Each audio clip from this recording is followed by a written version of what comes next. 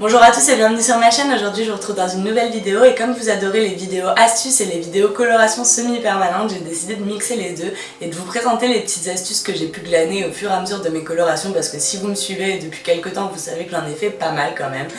Et du coup j'ai quelques petits conseils à vous donner pour éviter d'abîmer vos cheveux, pour avoir des couleurs plus éclatantes qui tiennent plus longtemps. Enfin regardez tout ça et puis si vous avez aimé en tout cas n'hésitez pas à mettre un petit pouce bleu.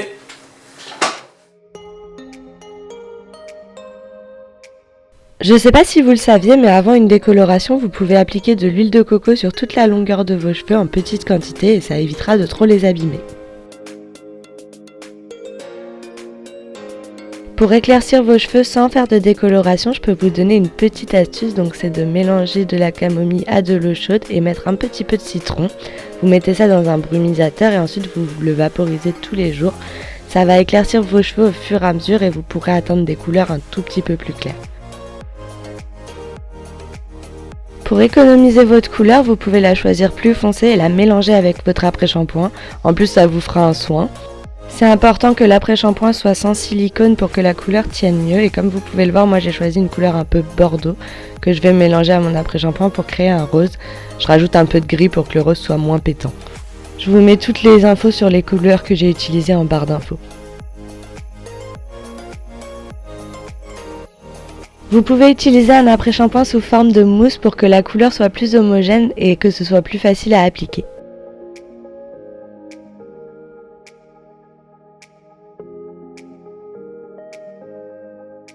Pour mieux répartir la couleur, vous pouvez utiliser votre brosse comme vous avez l'habitude de l'utiliser. Bien sûr, il faudra la laver après.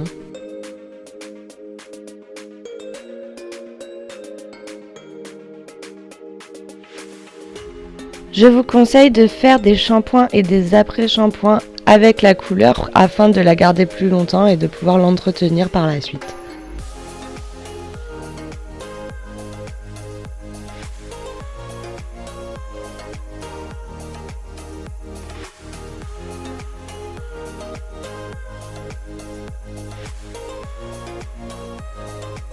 Pour maintenir la chaleur de votre crâne et ouvrir les cuticules de vos cheveux, vous pouvez utiliser un sac plastique. C'est pas très sexy, mais ça marche. Et ça va faire pénétrer la couleur plus facilement. Alors là, on rentre dans une partie un petit peu plus compliquée, mais qui est indispensable à savoir pour moi quand on commence les couleurs semi-permanentes, c'est les couleurs complémentaires. À savoir que chaque couleur a une couleur qui l'annule. Donc quand vous aurez des reflets verdâtres, orangés, il y a toujours une autre couleur que vous pourrez faire qui va annuler ces reflets. Par exemple là, comme ça, pour le vert, c'est le rouge. Vous pouvez aussi faire du rose. C'est ce que j'ai fait le plus souvent parce que moi, mes cheveux attrapent les reflets verts.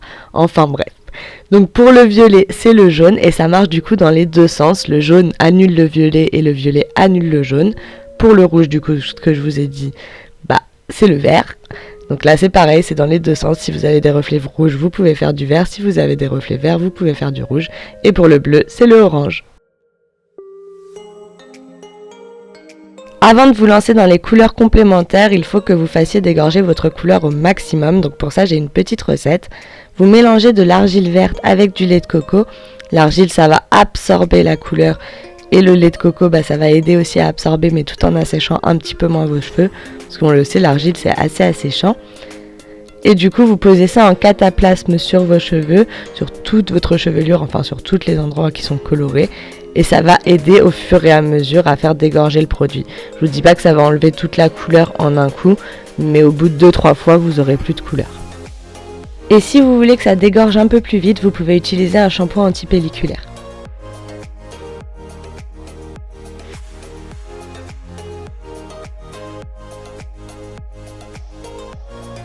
Et pour finir, je ne saurais que trop vous conseiller de faire des bains d'huile. Vous appliquez donc l'huile en grosse quantité sur vos cheveux, vous laissez poser toute une nuit si vous pouvez.